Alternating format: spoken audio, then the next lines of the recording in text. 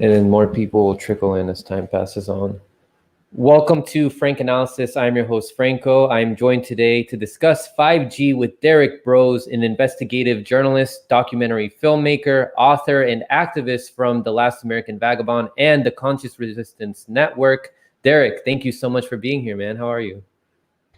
I'm doing good. Thanks for having me on. I appreciate you having me here and appreciate the work you do. Thank you, man. I appreciate the work that you do, man. You're an influence on me. Keep doing that great work. So I think it's really important how you implement consciousness to your work. It's something we all need as a society in order to understand each other and ourselves. If we are ever to succeed in having a society that actually works for us and not just the predator class. So I want to start by asking you what motivated you to start the work that you do and the way that you approach it. I guess the original motivation for my work, which started in late 2009, 2010, was just kind of starting to question the world around me. And as you mentioned, a lot of my work has a kind of a spiritual, conscious, leaning aspect to it.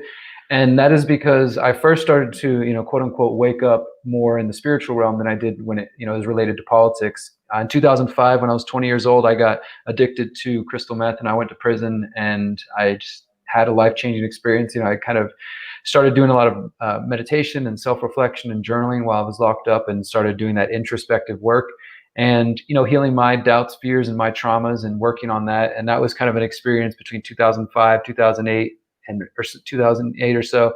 And then as I was coming out of that experience and kind of moving out of being very depressed and confused a lot of my younger life, I started to just have an appreciation for the world around me. And it sort of awoke this curiosity within me that I had forgotten about. And that I remember that I love to read, I love to write, I love to learn.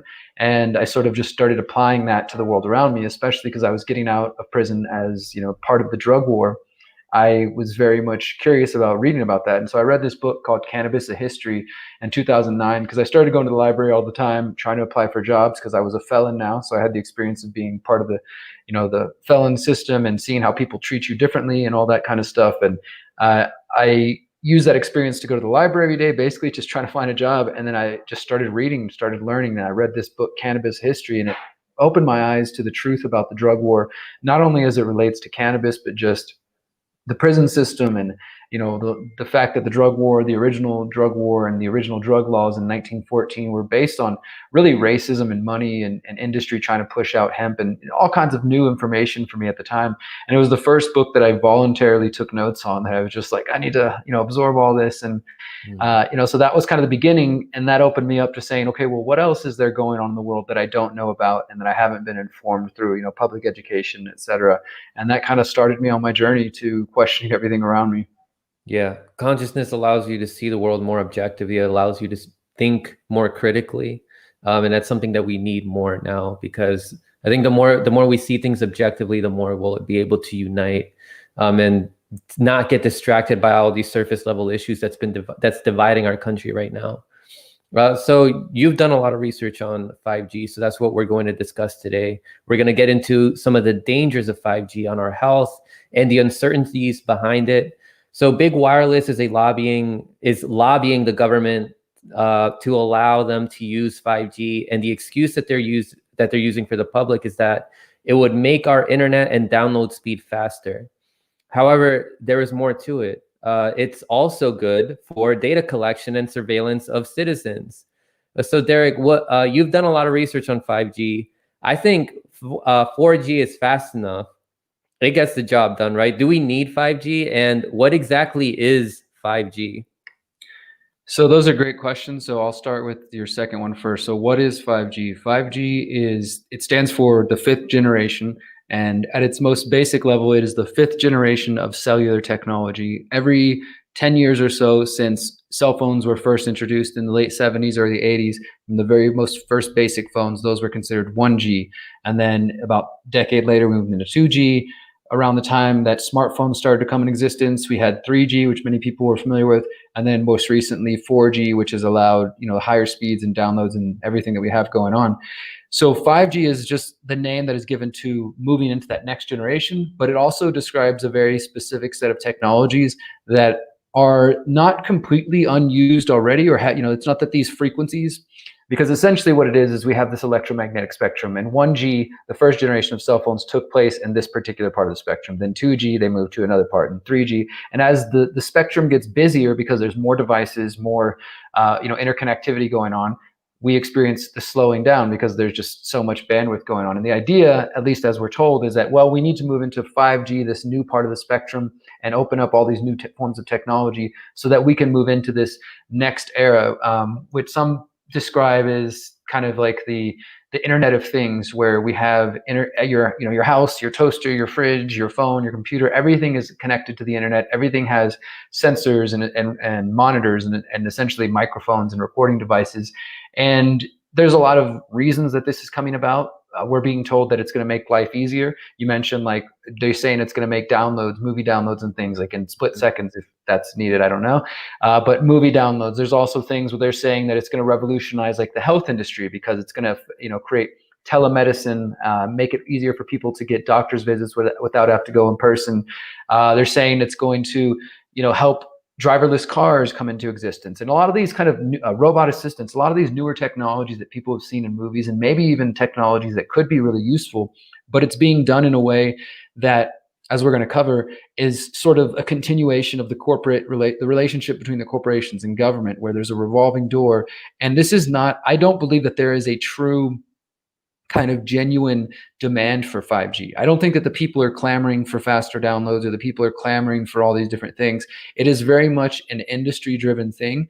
I know we're going to talk about the CTIA. It's them and other lobbying groups that have been working with the governments around the world to push this need and to market it. They're marketing it through video games. They're marketing it through, it's going to be convenient. It's going to be easy. It's going to make your life easier. It's going to, as we're being told, it'll revolutionize everything.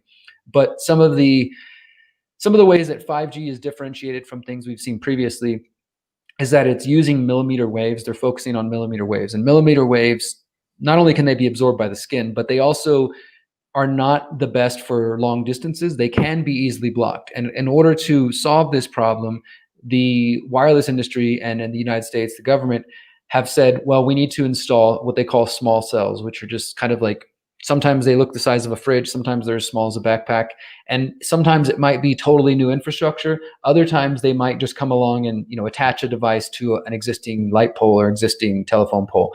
But the point is, they say that in order for 5G to operate, where it's just going to be streamless and there's going to be low latency, very fast but no delays, we have to have these small cells installed every 200 to 500 feet around the country. That's what the FCC themselves is saying. They're expecting over 600,000 new cells just, in the next year or two, and then millions at some point. And this isn't like they're going to be going and taking down all the 1G equipment or the 2G equipment or the 3G equipment or the 4G equipment. This is on top of the existing infrastructure that's already there. And we're kind of in the midst of the biggest installation of cellular infrastructure ever seen in the history of man, and especially in the United States. And so 5G that's essentially what 5G is. They call it the 5th generation, but it's a specific part of the spectrum. And there's a couple different technologies involved. Most of them are using millimeter waves and small cells. And I forget what the other part of the question was. Oh, no, that was it. You answered it. It was just like, what exactly is 5G and do we even need it? So you answered that part. There's not that much of a drive. Like, people aren't like just like desperately waiting for 5G. Like, it's not a necessity, right? There's other basic needs that people need. Like, people don't have healthcare right now. But can you tell us more about the Cellular Telecommunications and Internet Association, the CTIA, how it has a revolving door with the U.S. Federal Communications Commission, the FCC, and how much it lobbies the government? So, yeah, the CTIA is one of the main lobbying groups for the wireless industry. They've been around for decades, since pretty much the beginning of the cellular industry. They changed their name a couple of times, but they definitely have, like other kind of industries, for example, I think the most common revolving door relationship, or what is also known as like a captured agency, where the agency that's supposed to regulate the industry has become captured by the industry, or they have kind of a beneficial relationship that is beneficial to them and not to the people. We've seen this already when it comes to, for example, like the EPA and Monsanto. People have known for decades that Monsanto just is so interwoven in the government that the people will go work for Monsanto and then they'll work for the government. There'll be a lawyer for Monsanto and back and forth. And so it's very much the same situation with the FCC and with what we refer to as big wireless. There's actually a really great report that I cover in my documentary from Harvard.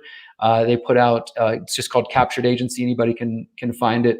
And it's an investigation into this specific issue. And the investigative school of Harvard found that the FCC, among other agencies, have become captured, that there was no way for them to effectively try to limit or regulate these various industries. And I personally am not always in favor, rarely in favor of government regulation, but still the fact remains that this relationship is so incestuous that the people's voices are left out. And 5G is a really great example of this. So during the Trump administration, we've seen the huge expansion of the 5G rollout. It began sort of in the early stages, I would say 2016, 2017, but it really got kicked off in Houston, where I'm originally from, in October 2018, when Houston became the first 5G city in the world. And it was the first kind of initial installation of these small cells, and Verizon and other companies getting into it. And we are still seeing this network built out. There's been, slow delays, but it will continue to be built over the next couple of years. But in that situation, you have two things. First, the original Communications Act, which was passed by the FCC, I believe, in 1986. That bill from the very beginning was written saying that localities, cities, states, municipalities, even just town councils did not have the right to regulate the installation of wireless infrastructure based on environmental concerns, health concerns, et cetera. They had already built that into the initial Communications Act that came out in 1986, which regulates and 1996, which continues to regulate all of the wireless industry up to this day. And in the Trump administration, it only got worse. Trump passed several executive orders related to 5G. One of them was in April 2019, and it said that as of this executive order, that all local bodies had to approve 5G within 90 days. So literally just taking away the choice from the people or their council or local government, and essentially said that the only thing you can do is you can argue based on aesthetic concerns. So if you don't like the way the tower looks, they'll turn it into a palm tree for you or something like that, or they'll turn it into a fake steeple on a church or whatever. But ultimately, they have stripped away the people's ability to do anything about this. I mean, I've very much tried, I ran for mayor with 5G being a big part of my platform in Houston, just to try to raise awareness. I've confronted the head of the FCC. I've confronted Ted Cruz. I've brought this information to my town council, and I've seen it firsthand. I've seen that so many bodies have already been captured by the industry, and it is being done through the CTIA. The CTIA is big wireless, essentially. Like that industry and that lobbying group, they have, I won't be surprised, and I don't know if it's already happened because I haven't kept up completely with, but I will not be surprised in any fashion if some of the Biden picks for the FCC, I encourage everybody who's hearing this, watch those picks and look for the name, the CTI. There's another wireless lobby group, but I guarantee you it's going to be the same old thing. They're going to pick from the industry, and then they're going to put them in there to regulate. So they go from working with these buddies all day long, and then they're supposed to be in a position of government where they're, allegedly going to regulate or limit their power, or at least represent the people in some way. And unfortunately, that's not what's happening. And the CTIA has been lobbying the government to the tune of millions of dollars for the last couple of decades. And I don't know that they even need to do it anymore. So on the surface, some of the money given, I can't remember the figure off the top of my head, but compared to some other things, like say the military industrial complex, it's a drop in the bucket. It's a small comparison. But I think the only reason is because they're already so interconnected and so enmeshed together that they don't really need to give to lobby anymore. They've already successfully captured the agency. Mm-hmm. Yeah, and let's not forget, you're talking about the 96 Telecommunications Act, right? Yeah. Yeah, that was passed under a Democratic administration under Bill Clinton. It was written by a Democrat, Ed Markey.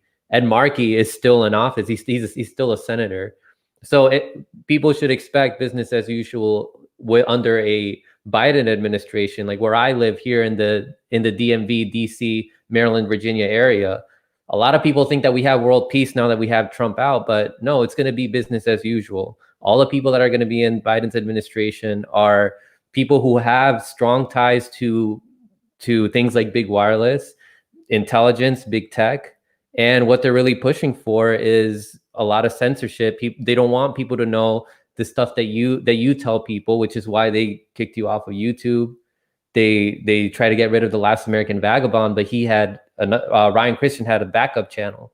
We're just going to see more of that, which is why I'm glad that there's other platforms now like Rockfin, where I'm at now, so that we can actually talk about this, and so people can move away from YouTube. So a major way in which 4G is different from 5G is that 5G technology uses frequencies that are much higher than 4G.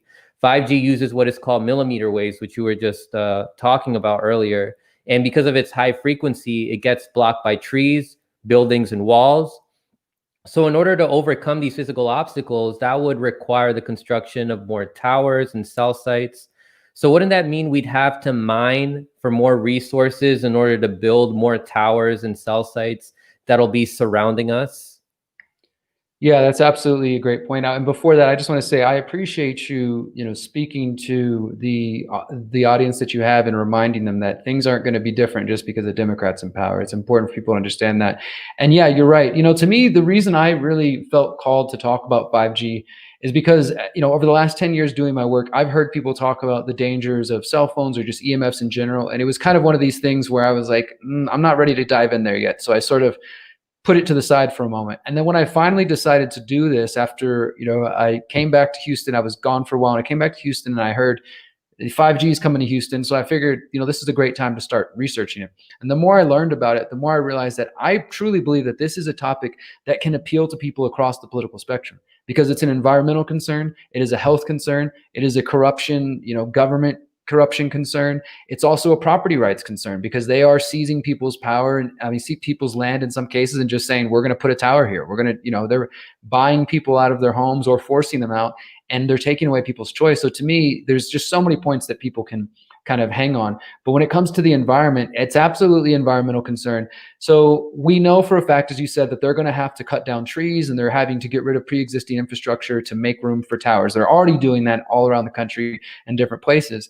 And for the technology itself, you're right. Like, this does involve more resources, mining of the planet. And the other thing that I think is important is there, as I cover in my documentary, The 5G Trojan Horse, there have already been, plenty of studies that would, in a kind of sane world, cause people to say, hey, maybe we should stop and think about this before we roll it out. Studies that have shown effects to earthworms, effects to the bees, effects to birds, effects to, insects, like because of the wide range of EMFs. And I should mention that it's not just 5G as well. So even stopping 5G is not enough. Like, I use technology all day long. I don't think we're going to ever be able to abolish technology, and I don't know that that's the solution either.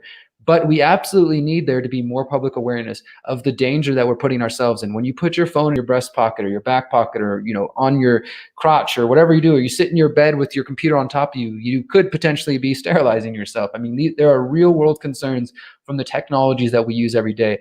I sit in front of two computers very often, and I try to limit my use, not always to the best, of my abilities, but I try to make sure that I have time away from the devices, and that I don't carry a phone with me, so that I'm not plugged in all the time and I'm not radiating myself, because these concerns are real. And 5G is a dangerous expansion of this. They're talking about, like, Elon Musk and Gates and others are talking about funding satellites in the sky, covering the planet. That's also very dangerous as well. So I just wanted to say that, like, this is an environmental concern, but it's not kind of specific to 5G. It's EMFs in general that cause, a problem with us. And we are frequency, we are electric beings, and these things do have an effect on our body. It's not that immediately, like, you hold a phone and you're going to get cancer or something like this. But when you think about how many hours a day do we spend on devices or surrounded devices, and that's not to mention the other things that we come into contact with. So then with 5G, you're going to have a tower or a small cell on the end of your block, another small cell on the other end of that block. Everywhere you go, it's going to be Wi-Fi radiating you. You're in your car turning on Bluetooth inside of a metal thing that's just bouncing the signal all over. That constant bombardment of EMFs is the true concern. So this accumulative thing, and in the same way that it affects us in a cumulative manner, it affects the environment and the animals and the planet in a cumulative manner. So over time, we are likely to see increasing effects on the bees, on the birds. And, the bees are being affected by a lot of different things, whether that's genetically modified foods or pesticides. But I absolutely do believe that the wide use of EMFs around the world is affecting them as well. And there's evidence for that. It's not just my belief. Yeah. And we don't even have enough information on how much insects affect the ecosystem, but there's more studies coming out showing that we've been underestimating that. And there's a huge decline in a lot of insect populations who have a very important role in the ecosystem. Like we're all connected in this ecosystem. No matter what people want to do, you're still part of the ecosystem. Your food comes from outside. So it's going to lead to a lot of detrimental consequences if we continue to see this decline in animal populations, like insects. The way I see it, though, we will not only be destroying more nature by creating all these disturbances, by building all these unnecessary towers, but we'd also be destroying nature by mining for more resources. And a lot of times we have to get more resources from other countries and in unexplored parts of the earth. And that's also a big reason why people like Klaus Schwab wants us to find minerals via deep sea mining. So can you comment on how acceleration for 5G is related to Klaus Schwab, and how he said in the World Economic Forum that he wants to increase mining in countries like Bolivia and Congo, where you can find lithium and cobalt respectively, as well as deep sea mining?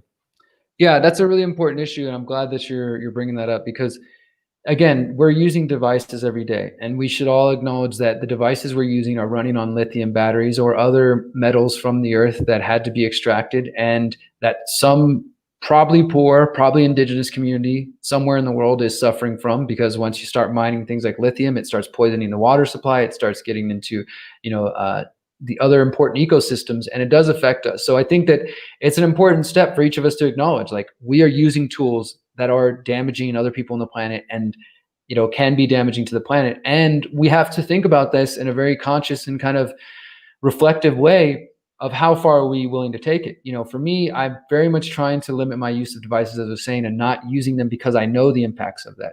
This is only going to get worse, the mining of the planet. And as you mentioned, Bolivia, I'm here in Mexico, probably other South American countries that are sort of considered third world, or not fully developed yet, that people in America or the UK and elsewhere might not think so much about how it's affecting those populations. So, it's an important point to acknowledge that the devices we use, and if you're one of these people who are, every time there's a new iPhone or a new whatever it is, like, you're going out to buy it, I believe, and I would kind of just caution you to, to think about that habit and to think about what you're contributing to in that. And in line with 5G, I mean, that's one of the ways they're marketing it, right? Is most people, if they know anything about 5G, they've gone to a Sprint store or some cell phone store, and it says, get the latest new 5G phone and you get this discount, or you get this phone for half off, or whatever. That's all they understand, is like, it's that kind of device. So it's tied into the consumerist mentality. And as far as Klaus Schwab and the Great Reset go, 5G and 6G and beyond are very much a part of the Internet of Things. And also they've used terms like the Internet of Humans, the Internet of Bodies. And it's essentially trying to turn the internet from being a place we go to on a computer or a device to the interconnected world that we're all walking in every day. And I mean, it's a big topic. As far as, we could go into the transhumanism aspect of it, the technocracy, and to just, what is it going to mean to be human in the future when all these devices and everything's interconnected? You sort of touched on the surveillance aspect of it earlier. That's also a big part of it, is that the more interconnected everything is, the less privacy that we will have. And this is very much what the World Economic Forum has talked about, that in the future, you'll own nothing, you'll have no privacy, no property, but you'll be happy. And, we'll all just magically share everything. And it sounds like a utopia that maybe even some people think should, or, they wish would happen. But the vision they have is very much a technocratic, top-down, centralized vision, where they get to dictate the world and they get to tell each of us how we're supposed to live our lives. And moving us into 5G, moving us into 6G is very much tied into that. And unfortunately, they're also going to use tools that do have positive potential, because like any tool, a tool can be used for good or bad. The internet is obviously a great example of that. But they are also trying to use things like blockchain. They're trying to, they want us all to be on a blockchain that can be tracked and traced, and where literally our entire lives are on there. They don't have this vision of a decentralized, using technology to free people, encryption, etc. They very much have let's put everybody on the blockchain. Let's gamify everything. Let's make sure that they can't get water or resources without this particular coin. They want to corrupt, like these predator class have done with everything. They want to corrupt the technology that does exist and use it in a way to manipulate people. So it's important, I think, to question 5G as it relates to health, as it relates to the corruption, all the ways that I've kind of mentioned, but also to see it as this part of this larger overarching issue, that it's not just like okay, it's an environmental issue, it's a government corruption issue. It's that, but it's also a part of this larger plan, which is the Great Reset. Yeah, and let's also not forget how they're really trying to accelerate this by like with COVID, with the lockdowns, and also with all this talk about domestic terrorism now.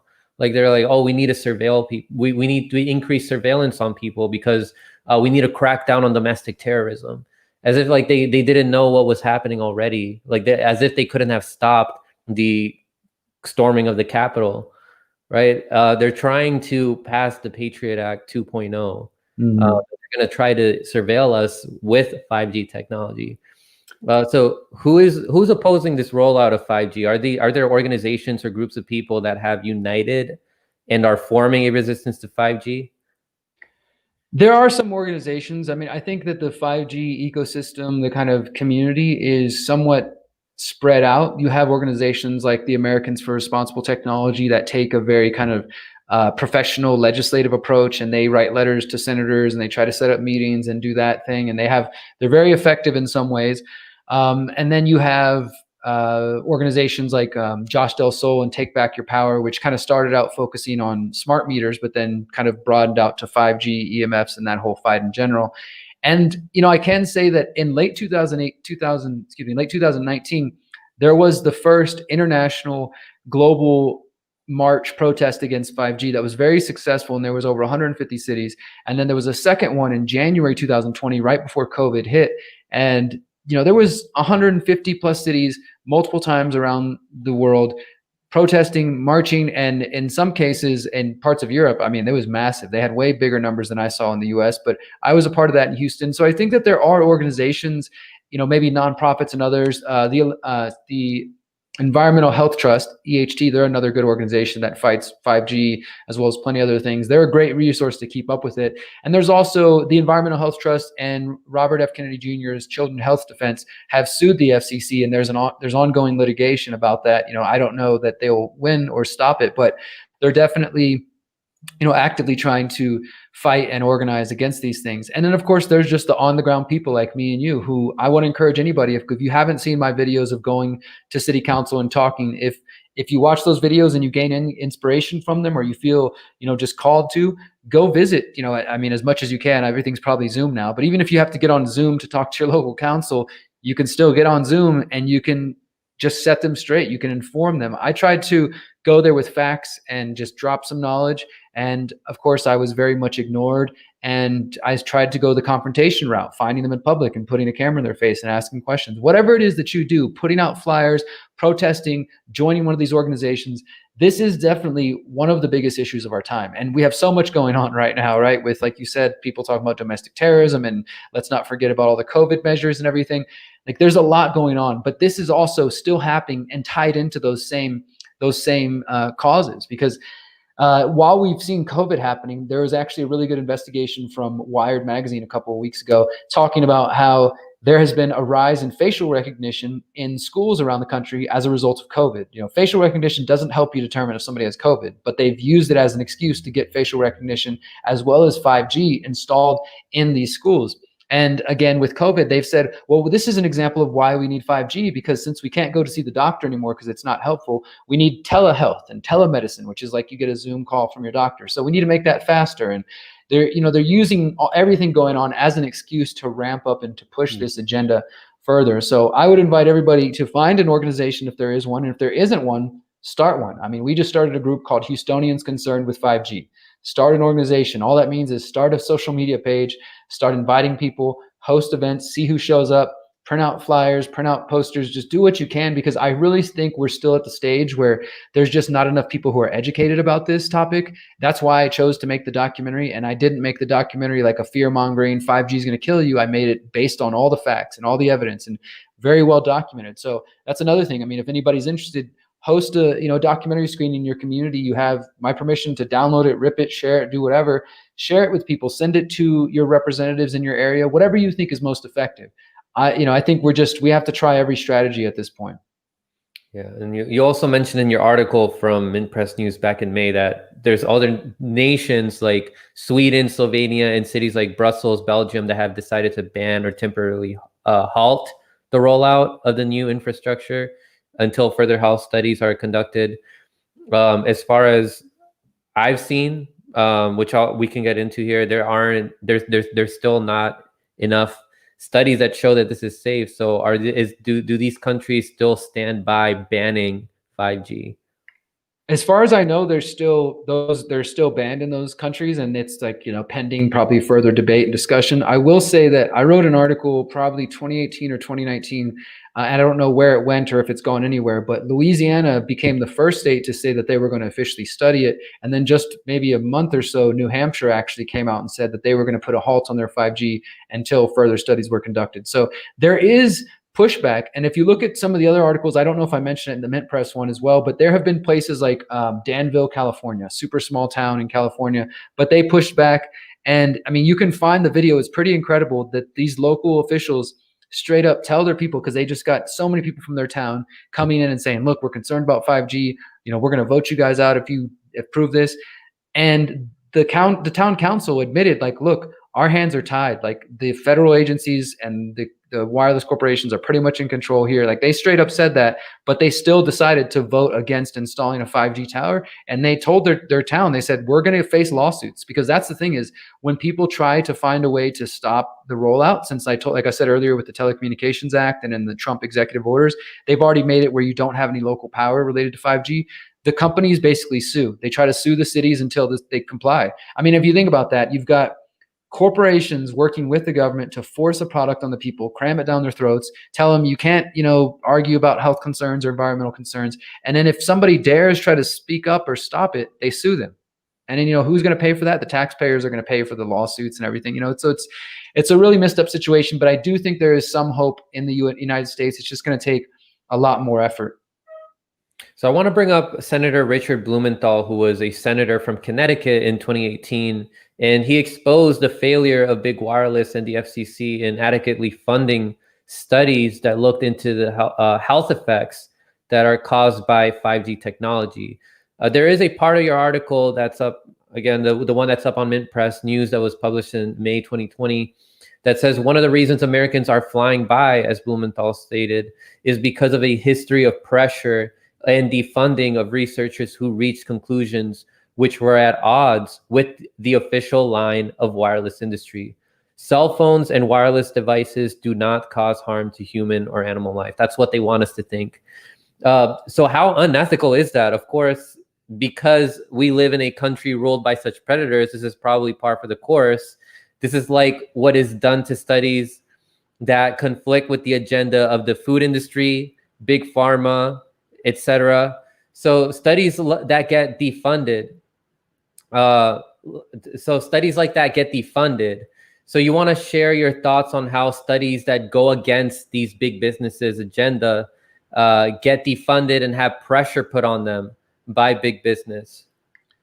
Yeah, I think that's one of the most important points that I tried to make in the documentary and in that article, because I mean, it's just, like I was saying earlier, man, it was one of the things that I'd heard about. Like, I heard people saying, hey, there's problems with cell phones, there's problems with the industry. And I just wasn't quite ready, I think, to dive in, because I realized like that's a big topic. And I also noticed that as a journalist and as a content creator, people are going to call you crazy for even questioning EMFs, questioning the safety of cell phones, or questioning the safety of 5G. They're saying that it's non-ionizing radiation, so it's supposedly safe. Like, the science has been settled, which is not true at all. There have been researchers and scientists who've been trying to speak out about this for decades now. And like in the article and in the documentary, I talk about two different doctors. I think it was in 1992 and again 1996. And their names I don't remember the names off the top of my head. But the point is that here it's Dr. Jerry Phillips, who worked for Motorola in the 1990s, and he was studying the effects of radiation from radio frequencies emitted by cell phones on human health.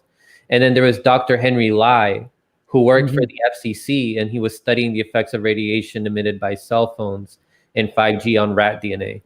Yeah, so those are probably just two examples of people who chose to speak up, right? You had to think about how many other scientists and researchers were defunded, or kind of they got the picture that, hey, if you question this narrative, you're going to lose your funding. And we know of those two main examples. And then, like you said, Senator Blumenthal and others have kind of tried to speak up about this.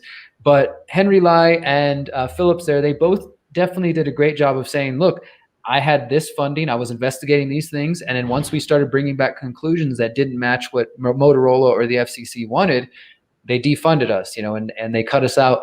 And there was lawsuits that went on. This is the crazy thing, is you can go back to 1992. I believe it's a Wired article from 1992. I probably have it linked somewhere on my website or one of the articles.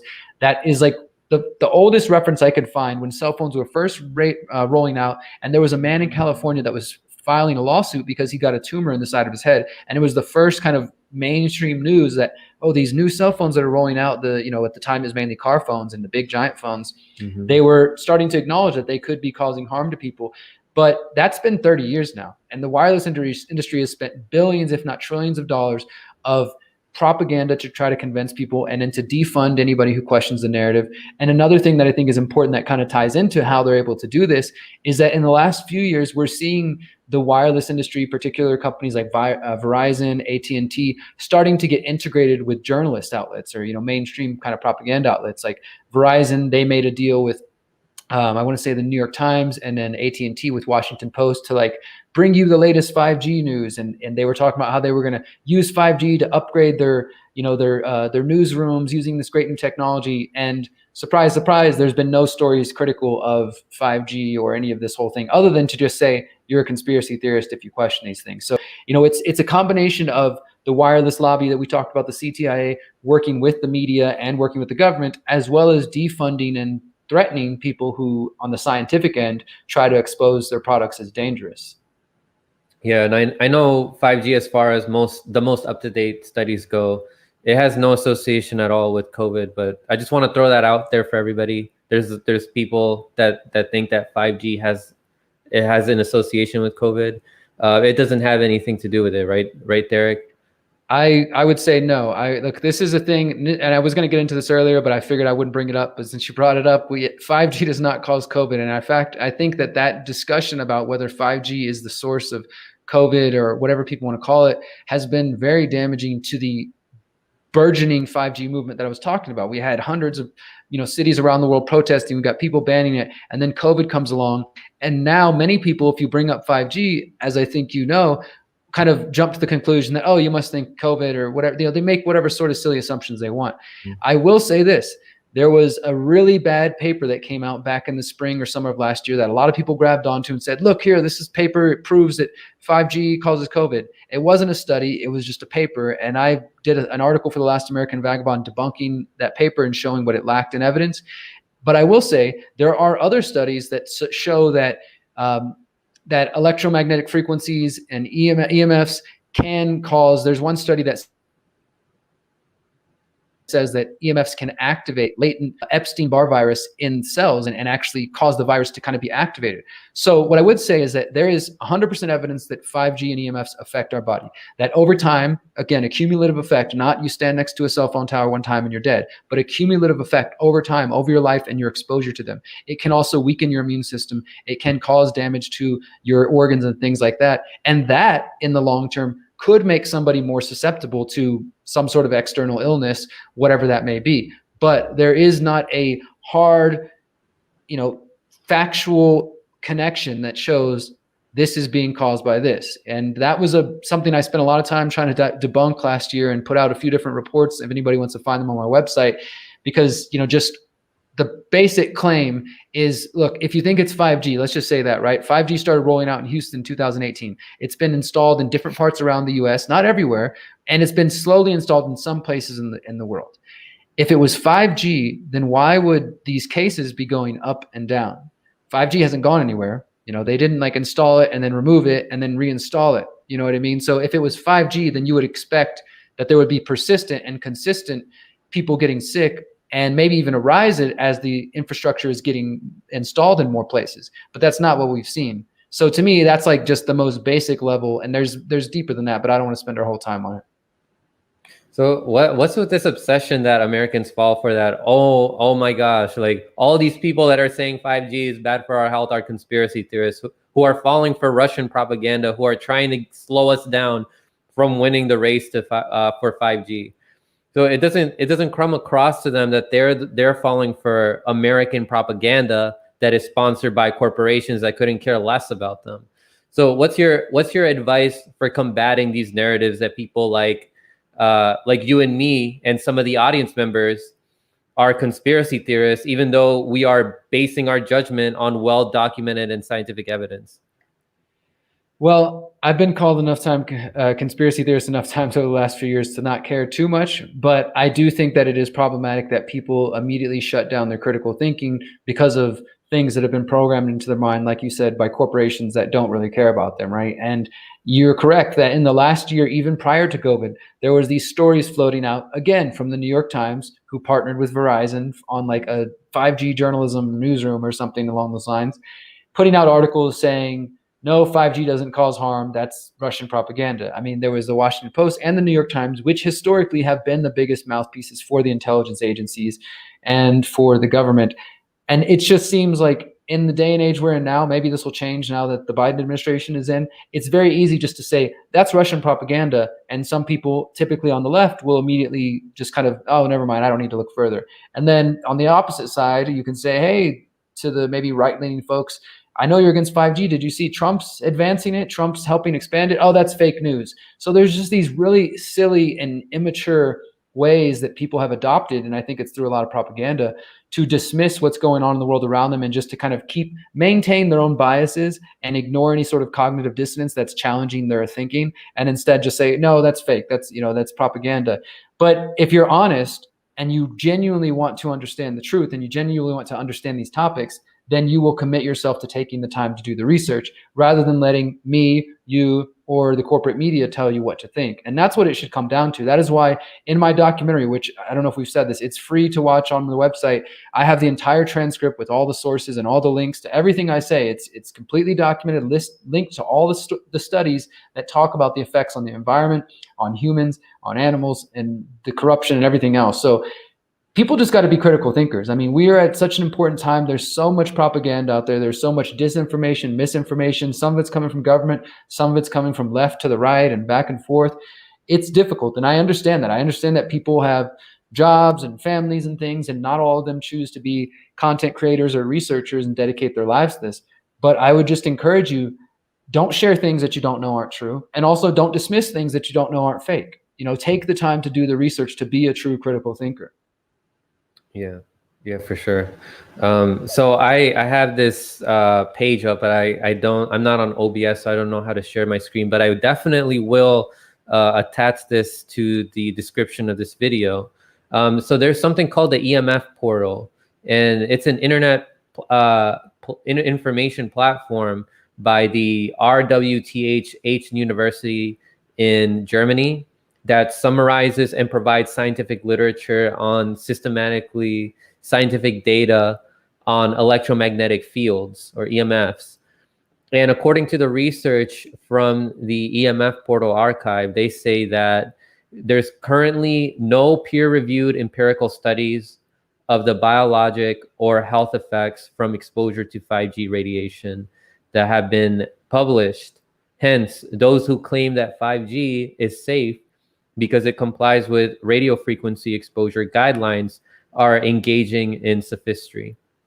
So all these people in big wireless, all these politicians that are saying that 5G is safe, they're not basing that off of science. So Derrick, do you want to comment on that? I mean, I would agree with that. And I think that it's important. This is how the predator class works, though, is they work with using language games, semantics, and kind of lying by omission. And so they can say 5G is safe, even though we don't have studies that have conclusively shown that. But what we do know is that there are studies that already show that 2G and 3G are a problem. That we have the 2016 and the 2018 update from the National Toxicology Program, U.S. government agency that spent $35 million, spent 10 years studying EMF exposure, 1G, 2G, and 3G. And those studies, not even up to 4G and 5G, the 2G and 3G that you and your family have been using since the 1990s and early 2000s, that showed a rise in tumors in mice and in rats in these studies, particularly directly associated with the EMF exposure. Now, of course, like some of the FCC and some of the other people tried to talk down and say the study wasn't complete, but it's the most extensive study that has been done on this, in addition to other research. And it's just they're just lying. I mean, that's just really, there's no other way to kind of sugarcoat it. These people are lying. They're lying to the American public and acting like things are perfectly safe. And it's just one of many concerns we have, but it's one that we shouldn't ignore because it is truly an invisible concern, right? I mean, we are walking around and exposed to EMFs all the time, not only from the cell towers and everything else, but from just like the electricity in the walls and things like that. So we're being exposed to this in a lot more ways than we might realize. And it's important to acknowledge that. It's important to start thinking about that. And I just try to take a proactive step. And I would just encourage anybody who's listening, the simplest, best step you can take starting like today, right now, is to unplug your Wi-Fi at night. When you go to sleep, there's no reason to keep the Wi-Fi running. All that's doing is radiating your house at night. And it's also been shown that EMF exposure affects sleep. If you're not getting proper sleep, that can again start to affect your immune system because your body's not getting the time to repair, your cells aren't repairing. Everybody knows what happens when you start losing sleep and not sleeping properly. So that's just like a most basic thing you can do. And I think if you think about that in terms of, instead of being overwhelmed with how big the situation is, because it is, start thinking proactively about the steps that you can take in your own life. There's simple things like, instead of using Bluetooth for every device you have, we should go back to downloading things. We should start downloading songs and downloading movies and uploading them to your devices so that you don't always have to stream. And because when you're streaming, your phone has to work harder to get that signal. So it's putting off more radiation. And you're sitting in the car, you got your phone, Bluetooth plugged into your car, and it's just radiating you the entire time. But you could do something as simple as download and have those files saved on your phone. And when you're on your road trip, you can listen to podcasts and music, and you don't have to be plugged into the internet. You don't have to be exposing yourself. So there's a lot of simple things that we can start doing. Turning your Wi-Fi off at night, using, rewiring your stuff. I don't use wireless keyboards or wireless mouses or anything anymore. I've just had to go buy those and replace things. There's steps like that you can take to start helping yourself while we take on the kind of bigger battles. So are there any other solutions that you want to bring up? You want to talk about your Freedom Cells project before we close off? Yeah, sure. Well, I mean, I want to say thanks. I appreciate you talking to your audience about 5G. It's a topic I haven't talked about much lately just because of everything else going on, but it is still extremely, extremely important, and it will continue to be important. The solutions that I believe in are, like I was saying, being proactive and trying to figure out how we can help ourselves and we can help our communities. And so in line with that idea is this concept that I've been promoting for the last 5 years called Freedom Cells. And we have a website called freedomcells.org. That's CELLS, like the cells in your body. And the idea is that each of us as an individual, we are powerful, we are beautiful, we're free, we're powerful on our own, but we also are even more powerful when we're connected, when we're working with other people. So we encourage people to organize on a local level to, one way, like let's say you've already got 5 close group of friends, 5 friends that care about the things you do, you have similar interests. You guys decide you want to start your Freedom Cell. So you start, Ohio Freedom Cell, whatever your city is, or whatever you want to call it. And you guys start thinking, what are the things that matter to us? Okay, we want to reduce our exposure to 5G. We want to make sure that we can grow our own food. We want to learn how to, defend ourselves, whatever the skills and interests you are. And collectively as a group, you decide, okay, here's the goals. Let's all see if we can buy a wireless or a wired keyboard and replace all our wireless things. And as a group, you kind of do that together.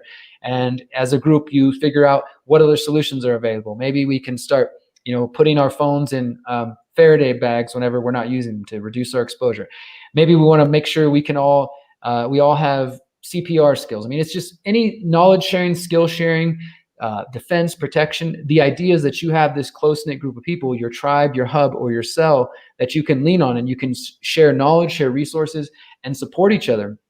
Now, the way the website works is the website is set up like a social network, but it's not like Facebook or any of the other ones. Like the main goal is you go on there, you sign up for free, you create an account, put your interest, your skills, and then we have 2 maps. One of the map is for members, for people like yourself who are looking for others, and you can search by the city you're in, you can search 5, 10, 15, 20, whatever miles, and find people who have joined in your area, message them, connect with them, check out their profile, see if you have similar skills, and then the goal is to meet in the real world. We also have our cell map where there's already people who've already created cells and groups. So if you can search in your area, maybe there's a pre-existing group that fits your interests and your goals. You can connect with them, start attending their meetings. But the whole goal is just to use that digital tool to meet in the real world. Because another part of kind of the great reset, the bigger agenda that these people have, is to as we were talking about earlier, to digitize everything. And we're seeing this with COVID, to keep us from interacting face to face, to make everything completely digital, all Zoom calls, all of this, telemedicine, telehealth, distance learning.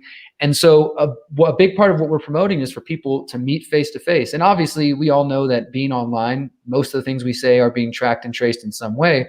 So you want to establish a level of privacy. And the long-term goal is that as you have your immediate core group, which we encourage 8 people together, because there's some research on group dynamics that shows 8 to be an ideal number.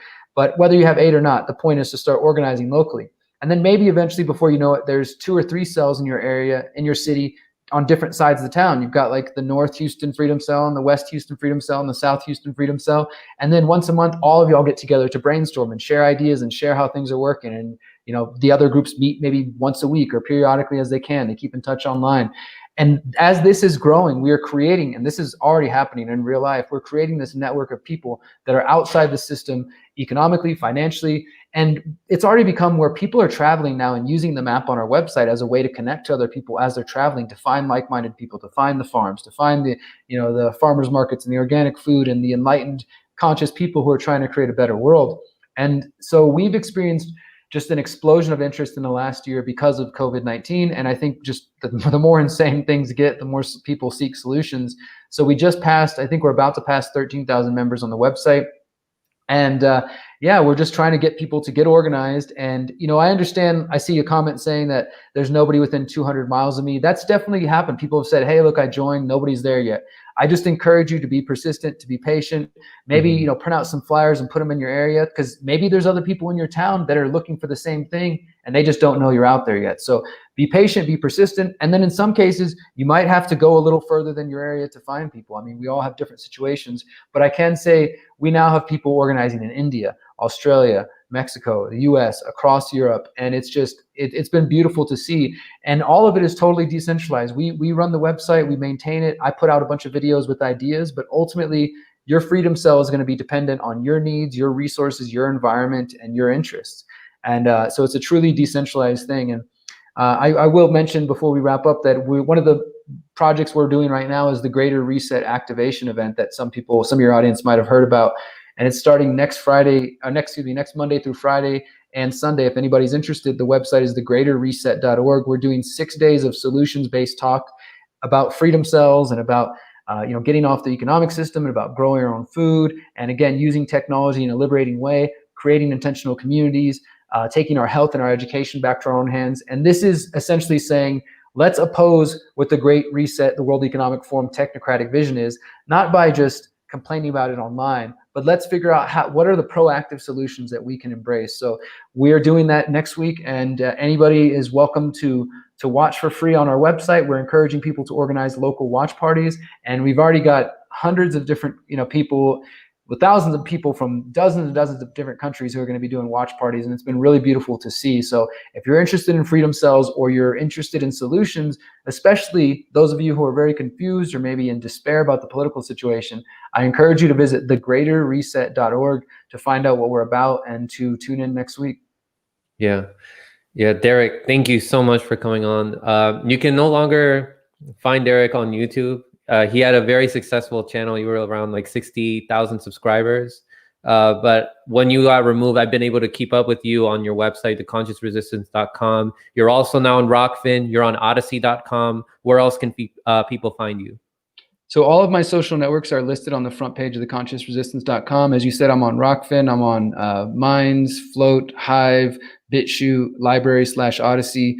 And everything is always posted on my website. We've been posting on our own servers since the YouTube deletion. I'm actually looking at my taskbar here, and I've got 10 broken links on my website that are dead YouTube links that I'm still trying to fix after that. They deleted me, and so a lot of my work is not on. The links are broken, but everything can be found on Odyssey, and I'm trying to upload more things on Rockfin as well. All right, Derrick, thank you so much for coming on, and to everybody else, stay informed. I love you all. Thank you, brother.